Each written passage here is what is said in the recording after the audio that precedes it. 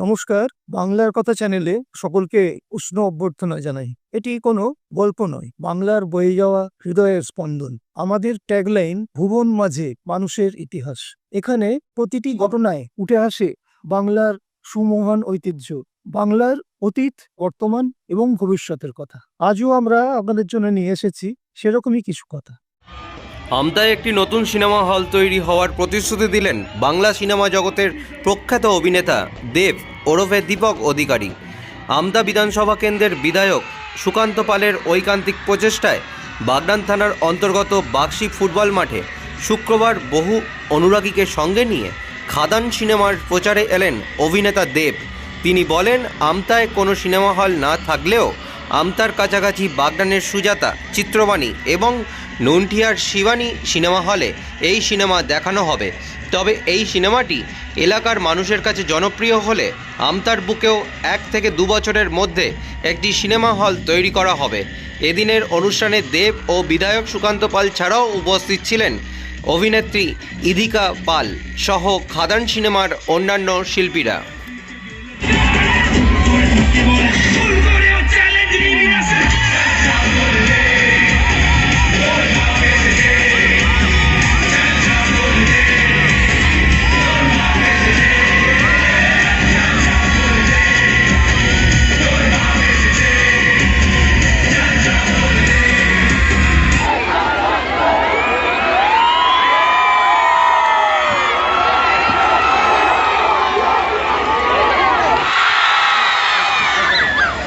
অসংখ্য ধন্যবাদ আপনাদের সকলকে, হাত জোর করে মাথা মস্তক করে মাথা নিচু করে আপনাদের সকলকে অসংখ্য ধন্যবাদ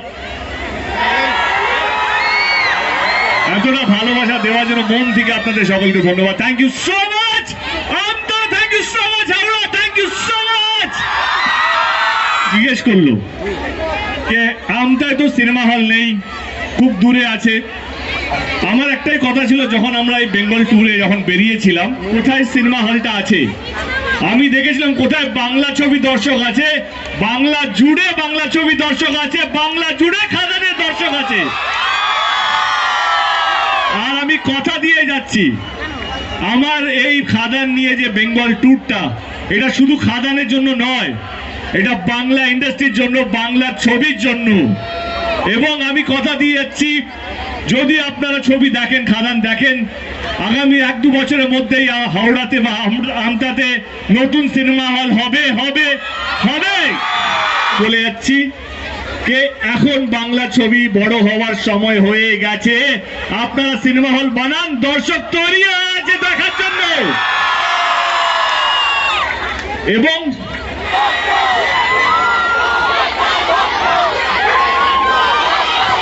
শিরায় শিরায় রক্ত, আমি তোমাদের ভক্ত। সঙ্গে চলো পরিচয় করা যাক, রাজা দত্ত। রাজারা বহু সিনেমা দেখেছো এই মানুষটিকে। কেমন আছো? হবে সবাই মিলে একসাথে হবে। শিরায় শিরায় রক্ত, শিরায় শিরায় রক্ত।